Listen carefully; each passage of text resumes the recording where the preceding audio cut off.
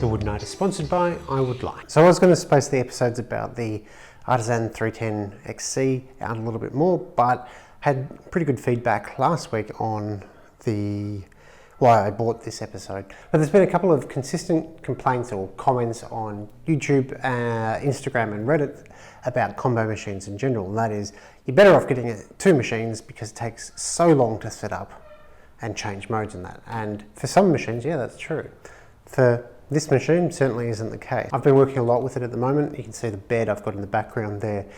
So that's all been rough sawn timber, which I've processed, so I've been going back and forth. And generally speaking, you don't actually go joint to thickness, a joint to thickness, a joint to thickness, and back and forth. You tend to be jointing, then thicknessing, all just up kind of at once. However, it's still not that big a deal. So at the moment, it's in jointer mode. Let's see how long it takes to switch it over into thicknessing mode.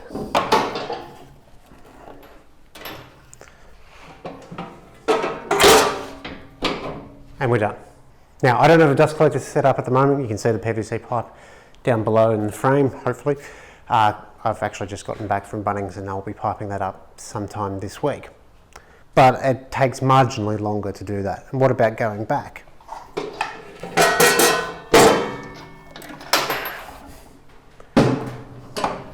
And we're done. Now, that was pretty quick, so I'll go over it in a little bit more detail so you can see what's going on. So to flip it up, there are two handles or two locks. So that you pull up, slide out, let go. It's the same on the other side. We lift that up in one motion. As we're lifting it, you can see that there's this little latch here which automatically drops into place. We need to flip the dust hood over. There's a little micro switch, so it won't work unless it's in properly, I think. And you can see that there's that pin there, which when you're flipping it over, automatically drops into place.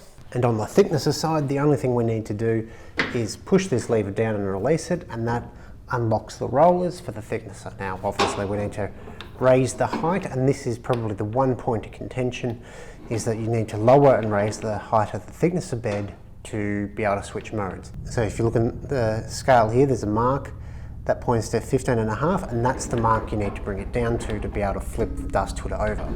Now, it's quite a coarse thread. So that means that as we adjust it, it goes up really quite quickly.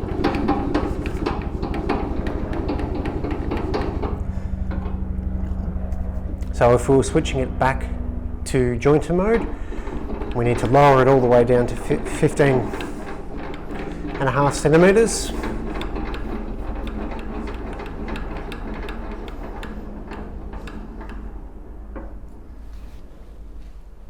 Now, most of the things are in reverse. We pull this pin out, flip this back to its previous position.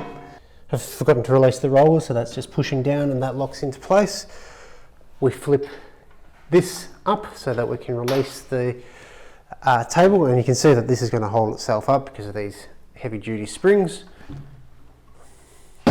Lower it into position, flip these up, push them in, push them down, and it's in jointing mode.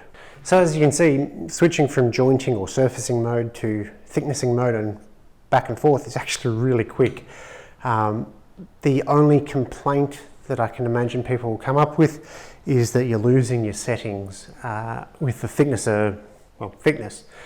And people may not like the scale. And for what I do, that's fine. I tend to do batches of boards all at once, so if I need something to be 30mm, I will make everything 30mm in one hit. Generally, that's going to give you a better result on any machine than coming back to it a few days later and having done other steps in between. However, there are other options with that scale. There are two third-party options that I know of that are quite good and far more accurate than what you'd find on, well, actually any thicknesser, be it a standalone machine or a combo like this. So both Wixey and iGaging have products that you can attach, third-party products that you can attach to any machine, whether it's a thicknesser or a bandsaw if you wanted exact heights all the time. In Wixey's case, it's meant specifically for thicknesses, but it's just a DRO or a digital readout, and that's what iGaging sell it as. iGaging have several tiers of products for how accurate they are, whether they're made out of steel or aluminium for different coefficients of expansion, blah, blah, blah. Suffice to say, for wood, they're more than accurate enough, and that'll give you a proper caliper-like interface, and then you can dial it into, I think it's 0.02 of millimeter repeatability and accuracy, which is fairly spot on. And those aren't horribly expensive. When I was looking at the iGaging DRO, I think they're about 40 bucks. I'll have links below on Amazon for where you can get those. I may go down that path, but I may not. I found in my workflow that I set it to whatever I need, then I do all of the thicknessing operations at once, rather than jointing one or two boards, thicknessing them, jointing one or two boards, and that sort of back and forth. So that's more of a workflow thing, whether you need the DRO output or not. Thanks for watching.